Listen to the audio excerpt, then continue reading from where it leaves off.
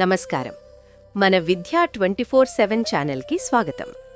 6వ తరగతి నుంచి 10వ తరగతి వరకు పాఠ్యాంశాలన్నీ తెలుగులోనే స్పష్టంగా, సులభంగా అర్థమయ్యేలా వివరించడం మా ధ్యేయం. స్కూల్ పరీక్షలైనా, ఫైనల్ అసెస్మెంట్స్ అయినా, ఎస్ఎస్సి బోర్డు పరీక్షలైనా మీ విజయాలకి కావాల్సిన పూర్తి మార్గదర్శకత ఇక్కడే లభిస్తుంది. ఇక ఈరోజు పాఠంలోకి వెళ్ళిపోదాం. అందరికీ నమస్కారం. ఈరోజు మనం మన ప్రపంచాన్ని తీర్చిదిద్దే రెండు అద్భుతమైన శక్తుల గురించి తెలుసుకుందాం. అవే వర్షం మరియు నదులు. వాటి ప్రయాణం ఎక్కడ మొదలవుతుందో తెలుసుకోవడానికి సిద్ధంగా ఉండండి. ఈరోజు మన పాఠంలో ఏమేం నేర్చుకోబోతున్నామో ఒకసారి చూద్దామా? మొదటగా గాలి వాతావరణాన్ని ఎలా మారుస్తుందో చూస్తాం. ఆ తరువాత ఒక నది జీవితం ఎలా ఉంటుందో తెలుసుకుంటాం. వరదలు, వరద మైదానాల గురించి అర్థం చేసుకుంటాం. మన నేలని కాపాడే అడవుల గురించి, చివరగా వరదలకు ఎలా సిద్ధంగా ఉండాలో నేర్చుకుంటాం. ఇక ప్రారంభిద్దామా? మన ప్రయాణం వాతావరణంతో మొదలవుతుంది. ఇక్కడే గాలి అనే ఒక కనిపించని శక్తి ఉంటుంది. అదే మన వాతావరణాన్ని శాసిస్తూ ఆకాశంలో మేఘాలను కదిలిస్తూ ఉంటుంది. అసలు ఆ గాలి ఎలా పుడుతుందో కొంచెం లోతుగా చూద్దాం. మన చుట్టూ రోజు చూస్తూనే ఉంటాం కదా, గాలికి చెట్ల ఆకులు కదలడం, జెండా రెపరెపలాడటం. కానీ అసలు ఈ గాలి అంటే ఏంటి? అది ఎక్కడ నుంచి వస్తుంది? ఎప్పుడైనా ఆలోచించారా? అది కేవలం కదులుతున్న గాలి మాత్రమే కాదు, దాని వెనుక ఒక పెద్ద సైన్స్ ఉంది. చాలా సింపుల్గా చెప్పాలంటే విండ్ అంటే కదులుతున్న గాలి అంతే. అయితే అసలు దాన్ని కదిలించేదేంటి? అదే సామేకబ్లావ్. అదంతా గాలి పీడనంలో అంటే ఎయిర్ ప్రెషర్లో ఉండే తేడాల వల్లే జరుగుతుందన్నమాట. కొన్ని చోట్ల గాలి బరువుగా ఉండి కిందకి నొక్కుతుంది, మరికొన్ని చోట్ల తేలికగా ఉండి పైకి లేస్తుంది. ఈ తేడాయే అసలు కథను ప్రారంభిస్తుంది. ప్రకృతి ఎప్పుడూ బ్యాలెన్స్ కోసం ప్రయత్నిస్తోంది. అందుకే గాలి ఎప్పుడూ హై ప్రెషర్ ఏరియాస్ నుంచి, అంటే గాలి బరువుగా ఉండి కిందకు వస్తున్న చోటు నుంచి లో ప్రెషర్ ఏరియాస్ వైపు, అంటే గాలి తేలికై పైకి వెళ్తున్న చోటు వైపుకి వెళ్తోంది. ఈ కదలికనే మనం గాలి అని పిలుస్తాం. గుర్తుంచుకోండి, సాధారణంగా హై ప్రెషర్ అంటే మంచి వాతావరణం, ఆకాశం క్లియర్గా ఉంటుంది. అదే లో ప్రెషర్ అంటే వర్షం, మేఘాలొచ్చే అవకాశం ఎక్కువ అన్నమాట. అయితే గాలి స్ట్రెయిట్గా వెళ్ళిపోదు. ఒక 3 శక్తులు దాని దారిని డిసైడ్ చేస్తాయి. ఫస్ట్ది ప్రెషర్ గ్రేడియంట్ ఫోర్స్. ఇదే గాలిని హై ప్రెషర్ నుంచి లో ప్రెషర్కి తోసే అసలైన పుష్ అన్నమాట. రెండవది కొరియాలిస్ ఫోర్స్. ఇది కొంచెం ట్రిక్కీ. మన భూమి తన చుట్టూ తాను తిరుగుతుంది కదా, దానివల్ల గాలి కొంచెం పక్కకి తిరుగుతుంది. ఇక మూడోది ఫ్రిక్షన్. అంటే భూమి మీద ఉండే కొండలు, బిల్డింగులు ఇవన్నీ గాలి స్పీడ్ని తగ్గించి దాని డైరెక్షన్ని కొంచెం మారుస్తాయి. ఓకే, గాలి గురించి తెలిసింది కదా. ఇప్పుడు ఆ గాలి వల్ల వర్షం పడిందనుకుందాం. ఆ వర్షపు నీళ్లు భూమి మీద పడ్డాక ఏం జరుగుతుంది? అదెలా చిన్న చిన్న పాయల నుంచి పెద్ద నదులుగా మారి సముద్రం వైపు ప్రయాణిస్తుందో ఆ అద్భుతమైన జర్నీని ఇప్పుడు చూద్దాం. వింటే ఆశ్చర్యంగా ఉంటుంది, కానీ నదులకి కూడా మనలాగే జీవితంలో కొన్ని స్టేజెస్ ఉంటాయి. యంగ్ స్టేజ్లో ఉన్నప్పుడు, పర్వతాల్లో పుట్టినప్పుడు చాలా చురుగ్గా, వేగంగా దూసుకుపోతుంది. తర్వాత మెచ్యూర్ స్టేజ్కొచ్చేసరికి కొంచెం నెమ్మదిస్తుంది, శాంతపడుతుంది. చివరిగా ఓల్డ్ స్టేజ్లో సముద్రంలో కలిసే ముందు చాలా నెమ్మదిగా, ప్రశాంతంగా ప్రవహిస్తుంది. నది ఆ మెచ్యూర్ స్టేజ్కి వచ్చినప్పుడు మైదాన ప్రాంతాల్లో పాములాగా మెలికల తిరుగుతూ వెళ్తుంది. చూడ్డానికి చాలా అందంగా ఉంటాయవి. వీటినే మియాండర్స్ అంటాం. ఇది ఎలా ఏర్పడుతుందంటే, వంపు బయటవైపు నీళ్లు వేగంగా వెళ్లి ఒడ్డును కోసేస్తాయి. అదే వంపు లోపలి వైపు నీళ్లు నెమ్మదిగా ప్రవహించి ఇసుకను మేటవేస్తాయి. ఇలా జరగడం వల్లే ఆ వంకర్లు ఏర్పడతాయన్నమాట. ఇంకా ఇంట్రెస్టింగ్ విషయం ఏంటంటే, ఈ మియాండర్స్ వల్ల ఒక కొత్త ఆకారం ఏర్పడుతుంది. కొన్నిసార్లు ముఖ్యంగా పెద్ద వరదలొచ్చినప్పుడు నది ఆ పెద్ద వంపును వదిలేసి ఒక షార్ట్ కట్ తీసుకుంటుంది. అలాంటప్పుడు ఆ పాత వంపు నదితో సంబంధం తెగిపోయి ఒక యూ షేప్లో ఉండే సరస్సులా మిగిలిపోతుంది. దాన్నే ఆక్స్బో లేక్ అంటాం. ఒకప్పుడు నేనిక్కడే ప్రవహించాను అని నది వదిలి వెళ్ళిన ఒక గుర్తులాంటిదనమాట. నదులు మనకు జీవనాధారం నిజమే, కానీ కొన్నిసార్లు వాటికి మోయలేనంత నీరు వచ్చి చేరుతుంది. అప్పుడు అవి ఒడ్డు దాటి ప్రవహిస్తాయి. దాన్నే మనం వరద అంటాం. ఇదెందుకు జరుగుతుంది? దీని ప్రభావం మనమీద ఎలా ఉంటుందో అర్థం చేసుకోవడం చాలా అవసరం.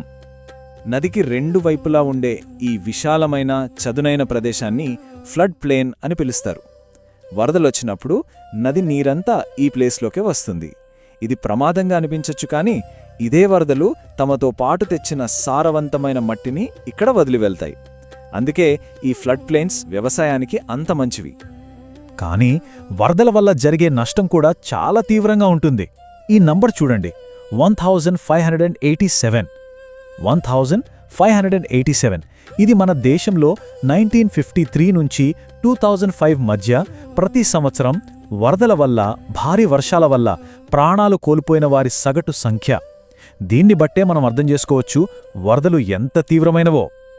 అసలు ఈ వరదలు ఎందుకొస్తాయి? కొన్నిసార్లు ప్రకృతి వల్ల, అంటే తక్కువ టైంలో ఎక్కువ వర్షం పడటం, లేదా కొన్ని రోజుల పాటు ఏకధాటిగా వర్షం కురవడం లాంటివి. మరికొన్నిసార్లు మన చర్యల వల్ల కూడా వస్తాయి. అంటే డ్యాంల నుంచి ఒక్కసారిగా నీళ్లు వదలడం, నది కట్టలు తెగిపోవటం లాంటివి. సో చాలాసార్లు ఇది ప్రకృతి, మనుషుల చర్యల కలయిక వల్లే జరుగుతుంది. సరే, నీటి ప్రవాహం వల్ల వచ్చేది వరదలే కాదు, ఇంకో పెద్ద సమస్య ఉంది. అదే సాయిల్ ఎరోజన్, అంటే నేలకోత. మన విలువైన మట్టి కొట్టుకుపోవడం. అదృష్టవశాత్తు ప్రకృతి మనకు ఒక సూపర్ హీరోనిచ్చింది, అవే అడవులు. ఈ అడవులు మన భూమిని ఎలా కాపాడుతాయో ఇప్పుడు చూద్దాం. ఈ ఒక్క చిత్రం 1000 మాటల కన్నా ఎక్కువ చెప్తుంది. చూడండి, ఒకవైపు దట్టమైన అడవి, అక్కడ వర్షపు చుక్కల ఫోర్స్ని చెట్ల ఆకులు తగ్గిస్తాయి, వేర్లు మట్టిని పట్టుకొని ఉంటాయి.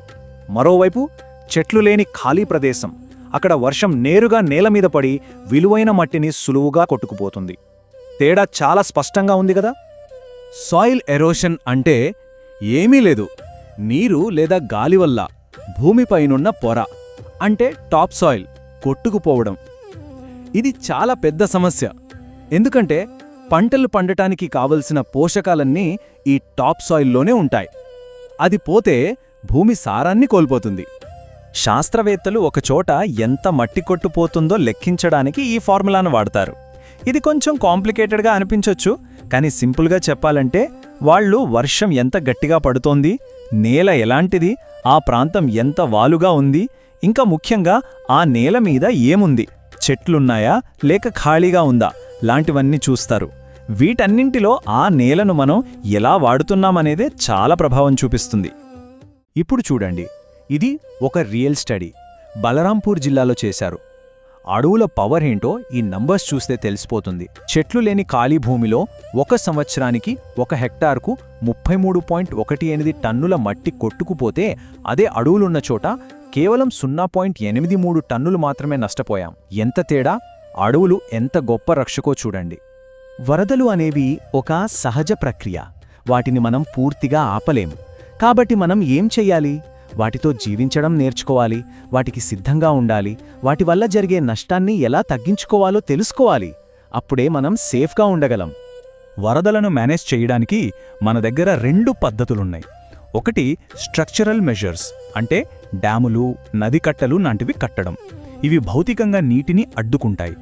రెండోది నాన్ స్ట్రక్చరల్ మెజర్స్, అంటే నిర్మాణాలు కాకుండా తెలివిని ఉపయోగించడం.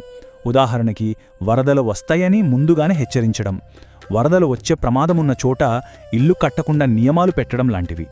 ఈ 2 కలిస్తేనే మంచి ఫలితముంటుంది. ఈ వరదల సవాల్ని ఎదుర్కోవడం కేవలం ప్రభుత్వం పనే కాదు, మనందరి బాధ్యత. అధికార యంత్రాంగం హెచ్చరికలు జారీ చేస్తుంది, మనం వాటిని పాటించాలి. వీలైనన్ని ఎక్కువ చెట్లను నాటాలి, ప్రమాదకరమైన ప్రాంతాల్లో నిర్మాణాలు ఆపేయాలి. మన కమ్యూనిటీలో ఏర్పాటు చేసిన ఫ్లడ్ షెల్టర్స్ ఎక్కడున్నాయో తెలుసుకోవాలి. ఇలా అందరం కలిసికట్టుగా పనిచేస్తేనే మనం ఈ సవాలును ఎదుర్కోగలం. ఓకే, ఈరోజు మనం చాలా విషయాలు నేర్చుకున్నాం కదా. ఒకసారి మనల్ని మనం టెస్ట్ చేసుకుందామా? ఈ ప్రశ్నలకి సమాధానాలు చెప్పడానికి ప్రయత్నించండి. మనం నేర్చుకున్నవన్నీ బాగా గుర్తుంటాయి. సో ఈరోజు మనం నేర్చుకున్న ముఖ్యమైన విషయాలేంటంటే, గాలి ఎప్పుడూ హై ప్రెషర్ నుంచి లో ప్రెషర్కి వెళ్తుంది. నదులు కూడా తమ జీవితంలో రకరకాల దశలను దాటుతాయి. వరదలు సహజమైనవే, అయినా అవి మనకు ప్రమాదకరం. ఇక నేలకోతను ఆపడానికి అడవుల కన్నా గొప్ప రక్షణ మరొకటి లేదు. వీటన్నింటికీ మనం సరైన ప్లానింగ్తో సిద్ధంగా ఉండాలి. చూశారా, గాలి, నదులు, భూమి, మనుషులం, మనమంతా ఎలా ఒకదానితో ఒకటి కనెక్ట్ అయి ఉన్నామో. ఈరోజు పాఠంలో పాల్గొన్నందుకు ధన్యవాదాలు. మన చుట్టూ ఉన్న ప్రపంచాన్ని అర్థం చేసుకోవడంలో మరో అడుగు ముందుకేశాం. చివరగా ఒక్కసారి ఈ ప్రశ్న గురించి ఆలోచించండి. మన వాతావరణం మారుతోంది, వర్షాలు పడే విధానం కూడా మారుతోంది. ఇలాంటి పరిస్థితుల్లో నీటి ప్రయాణాన్ని మేనేజ్ చేయడంలో మనం భవిష్యత్తులో ఎలాంటి కొత్త సవాళ్లను ఎదుర్కోవాల్సి ఉంటుంది? ఆలోచిస్తూ ఉండండి. మళ్ళీ కలుద్దాం. ఈరోజు చూసిన పాఠం మీకు ఉపయోగపడిందని హృదయపూర్వకంగా ఆశిస్తున్నాను. ఇలాంటి మరిన్ని స్పష్టమైన, సహాయకరమైన, మార్కులు పెంచే పాఠాలు పొందాలంటే మన విద్యా 24/7 ఛానల్ను తప్పకుండా సబ్స్క్రైబ్ చేయండి. ఈ వీడియో నచ్చితే లైక్ చేయండి, మీ ఫ్రెండ్స్కి షేర్ చేయండి. మీ సందేహాలు, సూచనలు, తదుపరి నేర్చుకోవాలనుకున్న విషయాలు కింద కామెంట్స్లో రాయండి. మీ స్పందన మాకెంతో ముఖ్యం. మీ ఒక్క లైక్, ఒక్క షేర్, ఒక్క కామెంట్ కూడా ఈ చదువు వెలుగును మరింత మంది విద్యార్థులకు చేరుస్తుంది. మాతో ఉండండి. మీ నేర్చుకునే ప్రయాణాన్ని ప్రతిరోజు మరింత బలంగా, మరింత స్పష్టంగా, మరింత ప్రభావవంతంగా మార్చుకుందాం. ధన్యవాదాలు.